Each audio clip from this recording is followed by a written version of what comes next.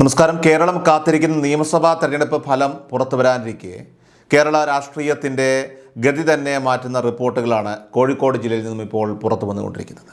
ജില്ലയിലെ ആകെയുള്ള 13 മണ്ഡലങ്ങളിൽ ഭരണപക്ഷമായിട്ടുള്ള LDFന് കനത്ത തിരിച്ചടി നേരിടുമെന്നും UDF അപ്രതീക്ഷിതമായിട്ടുള്ള മുന്നേറ്റം നടത്തുമെന്നും രഹസ്യാന്വേഷണ വിഭാഗം സർക്കാരിന് റിപ്പോർട്ട് നൽകിക്കഴിഞ്ഞു.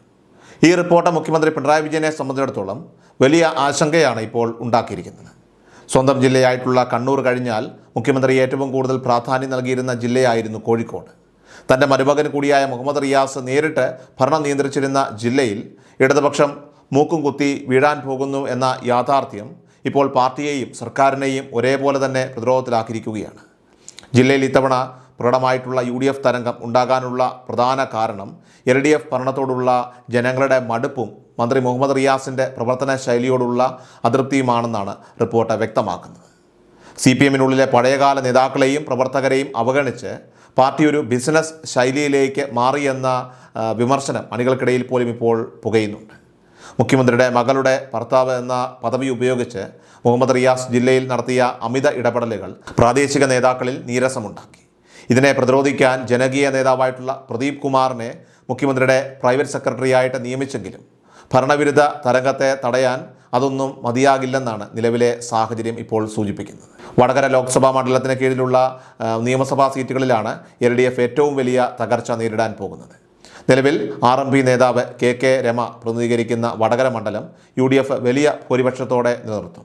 ഇതിന് പുറമെ കുറ്റിയാടി മണ്ഡലം മുസ്ലിം ലീഗിലെ പാറക്കൽ അബ്ദുള്ള തിരിച്ചു പിടിക്കുമെന്നും റിപ്പോർട്ടുകൾ പറയുന്നുണ്ട്.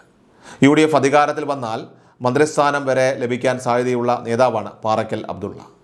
ജില്ലയിൽ കോൺഗ്രസിന് ഇതുവരെ ലഭിക്കാതിരുന്ന നാദാപുരം സീറ്റിൽ KSU മുൻ അധ്യക്ഷൻ KM അഭിജിത്ത് അട്ടിമറി വിജയം നേടുമെന്ന് ഉറപ്പായതോടെ ഇടതുപക്ഷത്തിൻ്റെ ഉറച്ച കോട്ടകൾ പോലും ഓരോന്നായിട്ട് തകരുന്ന കാഴ്ചയാണ് ഇപ്പോൾ കാണുന്നത്. ജില്ലയിലെ VIP മണ്ഡലങ്ങളായിട്ടുള്ള പേരാമ്പ്രയിലും കൊയിലാണ്ടിയിലും അതിശക്തമായ പോരാട്ടമാണ് നടക്കുന്നത്. LDF കൺവീനർ TP രാമകൃഷ്ണനെതിരെ മുസ്ലിം ലീഗിൻ്റെ യുവ നേതാവ് ഫാത്തിമ തഹലിയ നടത്തുന്ന പോരാട്ടം കേരളം ഉറ്റുനോക്കുന്ന ഒന്നാണ്. ഒരു യുവ പെൺകുട്ടി മുതിർന്ന കമ്മ്യൂണിസ്റ്റ് നേതാവിനെ പരാജയപ്പെടുത്തിയാൽ അത് രാഷ്ട്രീയ ചരിത്രത്തിൽ തന്നെ വലിയ അട്ടിമറിയായിട്ട് മാറുന്നതായിരിക്കും. കൊയിലാണ്ടിയിൽ DCC president advocate Praveen Kumar വിജയം ഉറപ്പിച്ചു കഴിഞ്ഞു.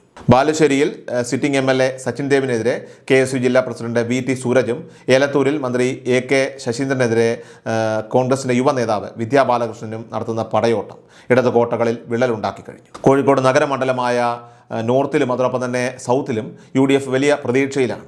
KPCC general secretary advocate K Jayant Kozhikode നോർത്തിൽ തോട്ടത്തിൽ രവീന്ദ്രനെതിരെ ശക്തമായിട്ടുള്ള മത്സരം കാഴ്ചവെച്ചിട്ടുണ്ട്. മുസ്ലിം ലീഗ് മത്സരിക്കുന്ന കൊടുവള്ളിയിൽ PK ഫിറോസ് വിജയം ഏതാണ്ട് ഉറപ്പാക്കി കഴിഞ്ഞു. വയനാട് ലോക്സഭാ മണ്ഡലത്തിൻ്റെ ഭാഗമായിട്ടുള്ള തിരുവമ്പാടിയിൽ പ്രിയങ്ക ഗാന്ധിയുടെ നേരിട്ടുള്ള ഇടപെടലുകൾ UDFനെ സംബന്ധിച്ച് വലിയ ആവേശം നൽകിയിട്ടുണ്ട്.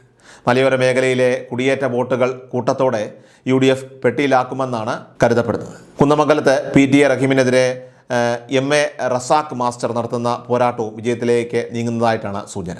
ചുരുക്കത്തിൽ വെറും 2 സീറ്റുകളിൽ നിന്നും 10-ലധികം സീറ്റുകളിലേക്ക് UDF കുതിച്ചു വരുമെന്നാണ് ഇൻ്റലിജൻസ് റിപ്പോർട്ട് നൽകുന്ന സൂചന. മന്ത്രി മുഹമ്മദ് റിയാസ് തൻ്റെ മണ്ഡലമായിട്ടുള്ള ബേപ്പൂരിൽ കഷ്ടിച്ച് രക്ഷപ്പെട്ടാൽ ഭാഗ്യമെന്ന അവസ്ഥയിലാണ് കാര്യങ്ങൾ ഇപ്പോൾ നീങ്ങുന്നത്. ജില്ലയിൽ കോൺഗ്രസ് സ്ഥാനാർത്ഥികളായിട്ടുള്ള advocate Praveen Kumar, advocate K Jayant എന്നിവർക്ക് മന്ത്രിസ്ഥാനം വരെ ലഭിക്കാനുള്ള സാധ്യതയും UDF കേന്ദ്രങ്ങൾ ഇവിടെ ചർച്ച ചെയ്യുന്നുണ്ട്. ഇടതുപക്ഷത്തിൻ്റെ തകർച്ചയും UDFൻ്റെ അപ്രതീക്ഷിത മുന്നേറ്റവും വരും ദിവസങ്ങളിൽ കേരള രാഷ്ട്രീയത്തിൽ വലിയ ചർച്ചകൾക്ക് വഴിയൊരുക്കും എന്നതിൽ സംശയമില്ല.